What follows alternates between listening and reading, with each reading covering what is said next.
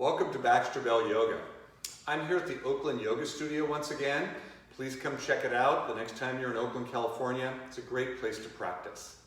So today I'm going to share with you a sitting version of the thread the needle pose, which is a great way to stretch the gluteal muscles.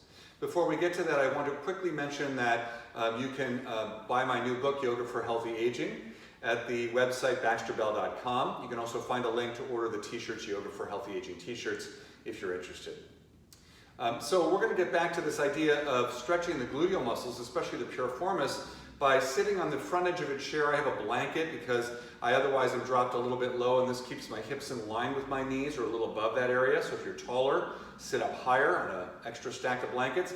If you're a little shorter, you can probably sit on the front edge of the chair and just have your feet on the floor in front of you. So some of you have done this lying down with me before. Please check out the earlier videos that showed several different ways that you can do this pose. On the ground, lying on your back. But this is a nice one if getting up and down off the floor is a little bit challenging for you and you still want to stretch the outer hip muscles, the deep gluteal muscles.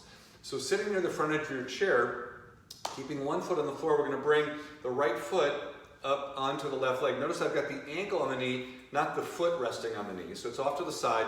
And then it's okay if the knee's up in the air a little bit, because we're going to sit tall, pressing down into the chair with our hands. Find a neutral lower back sensation or arch in the lower back, and then invite the right knee to drop a little bit toward the floor. So I'm kind of mentally pressing down. If I were going to use a hand to help out, I would not press at the knee because that area is vulnerable. I take my hand near the root of the thigh and press down there. And I would press down and roll my hand out a little bit. As I'm doing that, I'm still keeping a nice lift in both sides of the chest, keeping the waist nice and long. And I feel a pretty good stretch in the outer gluteal area, the hamstring area a little bit. And you may feel it there or somewhere else. So notice what's true for you. I'm keeping this top foot kind of flexed and neutral because that said to sometimes help the knee stay healthier as well. I would probably stay for 6, 8, 10, maybe even 12 breaths, working my way up to a minute, minute and a half for a hold. You can start with shorter holds if that works better for you.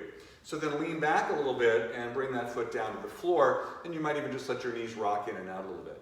Let's shift to the second side.